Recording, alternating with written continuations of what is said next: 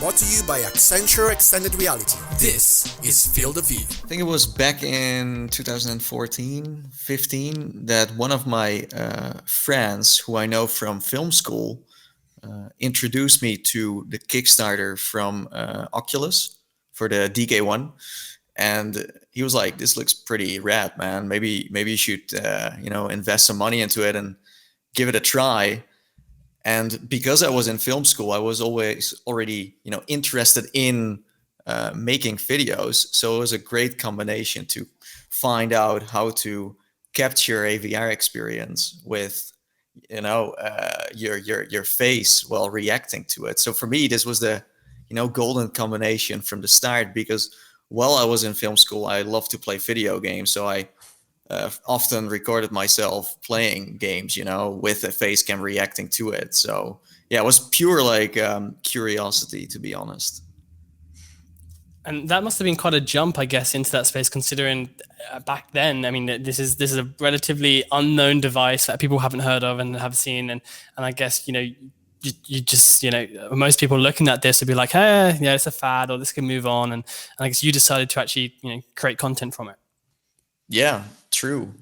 And there was nothing there yet, there was no baseline for content yet. So it was all still very new, there was no blueprint for how to do that kind of stuff. I should, by the way, correct myself. I said 2014, 2015, but the Kickstarter already happened by then, so it was way earlier. It's just I don't even remember anymore. It's been a long time. I think it was it not like 2012 or 13 that 2012 Kickstarter launched? Yeah, 2012 definitely is. I think that it launched around that sort of time. I mean, to everyone, Nick, when did it launch? It feels so long ago now. You look at me because I'm the older one. Yeah, I think that was around 2012, 2013. Yes. Yeah. Okay, no, that's awesome.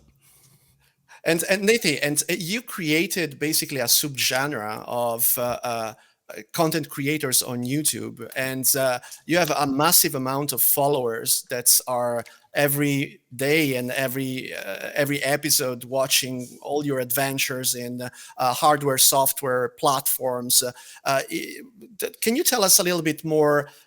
What do you see the industry right now, and look back at the early days when you started? What's your feeling about the evolution of the industry? Do you think that has been something that has organically happened, or there's been a sort of an explosion of technology and adoption right now? Yeah, so if I look back and see how the VR industry has pushed itself forward, it's definitely by sometimes like really big things like, new hardware that was blowing everyone away, but also just the ecosystem on its own, developers trying to figure out how to, how we move in VR, or how we want to experience certain genres in VR, that had all to be created before it was actually, let's say, mainstream. Now we're like, okay, this is how you play a shooting game. This is how we like to watch movie experiences, animations, things like that. But back then that wasn't there. So you've seen some developers really, showing how to pull that off. Like, for example, Cloudhead Games is a perfect example. They were working on a game before the consumers could get their hands on them. And they had to kind of create something from scratch. That's like amazing. Did you know you can catch this full episode of Field of View and more by subscribing on YouTube, Spotify, Apple Music, or wherever you get your podcasts to not miss another immersive technology moment? Subscribe today.